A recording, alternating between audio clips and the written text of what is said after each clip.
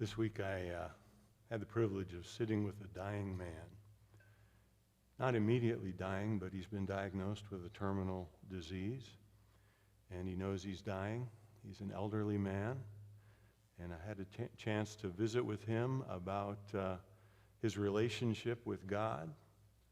And he acknowledged that years ago he had attended church, been involved in a church, but for many years he had walked away. And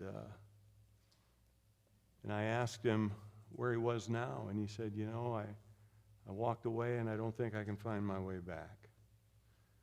And I offered to pray with him and to do what I could to encourage him with the certainty that when we turn to the Lord is ready to receive us wherever we are. But the gentleman was not ready for that yet.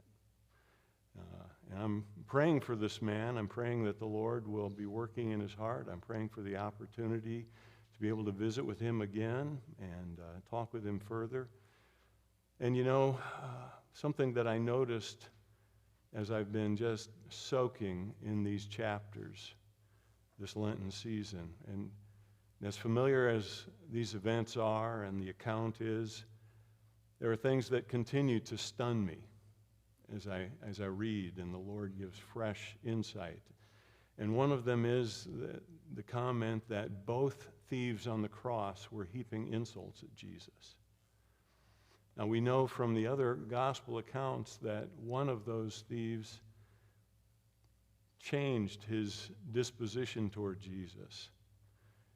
And he said to Jesus, and he began correcting the other thief on the cross and said, "Hey, we deserve the punishment that we've gotten, but this man is innocent." And then he turned to Jesus and said, "Jesus, will you remember me when you come in your kingdom?" And Jesus' wonderful promise was, "You'll be with me in paradise this day." And the good news and the stunning thing about that is that from wherever we are in life, no matter what we've done, Jesus is ready to receive us if we'll just turn and call upon him from wherever we are. The thief on the cross that had earlier been heaping insults upon Jesus, just like the Pharisees and the chief priests and others, somewhere along the way, his disposition was changed, and instead of calling out against Jesus, he began calling upon Jesus. And Jesus was ready to receive him. And when Jesus hung on that cross and declared, "It is finished," he wasn't exaggerating in the least. Everything necessary to save a sinner was done on that cross. And anyone, if Judas Iscariot had been willing to humble himself and repent like Peter, who essentially did the same thing, denied Christ, betrayed Christ. And if Judas Iscariot had been willing to humble himself and call upon the Lord to forgive him, "It is finished" would have applied to him. And he'd have been forgiven, he'd have been restored. And so we've got a number of young people with us here tonight. And my earnest hope, young people, is that you know Jesus already, and that you know that you know that you know that he is yours and you are his. You know that you believe in him and you can't shake it. Somehow it's been tattooed on your heart and on your mind, and you know that that's true. You know that you trust him. But you got a lot of years, probably most of you, in front of you. And that journey can take you in a lot of different directions, a lot of different episodes and adventures along the way.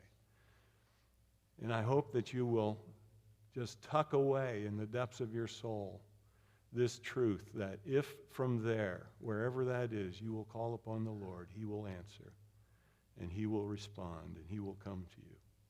Doesn't matter where you've been, doesn't matter what you've done, he is ready to receive all of us prodigals with open arms and to welcome us home.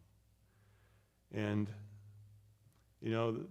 another thing that's abundantly clear as we remind ourselves of this story is that there are only two sides.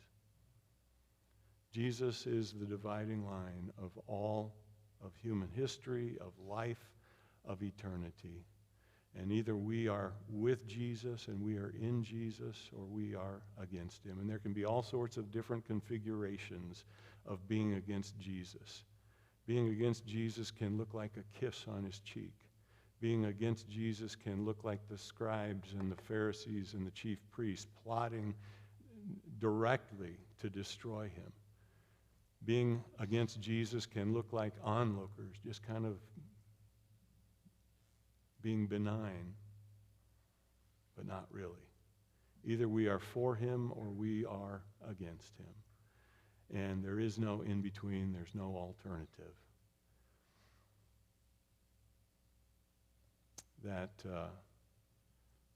in Mark, she's called just the woman, but in other accounts we're told that she was Mary Magdalene, that broke open her alabaster vial of expensive perfume and poured it out on Jesus' head and washed his feet with her tears and wiped them with her hair. That's basically the threshold of these last events, isn't it? Isn't it interesting that the account that begins is the account of this woman pouring out her love on Jesus. She didn't care who was watching. She didn't care that others were embarrassed by her display of affection. She didn't care that they knew who she was and what she'd done. She was overwhelmed with her love for Jesus. It was controlling her. It was compelling her. And, it's interesting, that was before the cross. She didn't know what you and I know. She hadn't seen what you and I have seen. She didn't know that this one was going to hang on a cross and have her damnation poured out upon him in her stead as he hung there. But she knew that he loved her. And she had never known love like that ever before. She knew that he wasn't condemning her like everybody else in her life was condemning her. She knew, as he said, that she somehow was forgiven. In the depths of her being, she knew that she knew that she knew that she was a forgiven person, a forgiven sinner. And Jesus said, those who have been forgiven much love much. And brothers and sisters, if we trust in Jesus tonight, we've been forgiven much.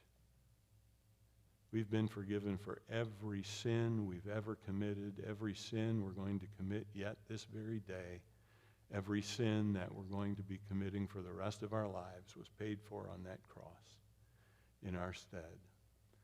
And we have no idea the depth of our sin.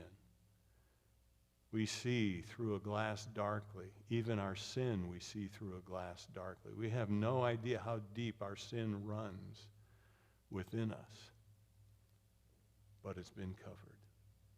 It's been paid for. It's been carried away. And we've been set free. And one day, even the presence of sin in our lives will be vanquished. But tonight, I just earnestly hope that Jesus has reminded us again of how greatly we are loved. That he chose to come. He chose to come to give his life. He chose to come and set his face like flint to Jerusalem. He chose to come and walk into the buzzsaw that he knew was bent on destroying him. He chose to go to the cross. He chose to put himself in that place where his Father would forsake him because a holy God cannot tolerate sin in his presence. And Jesus chose to do all of that because somehow he loved you and he loved me. And that is the miracle of miracles. That is the wonder of wonders. That is the mystery of mysteries, is why would God love us?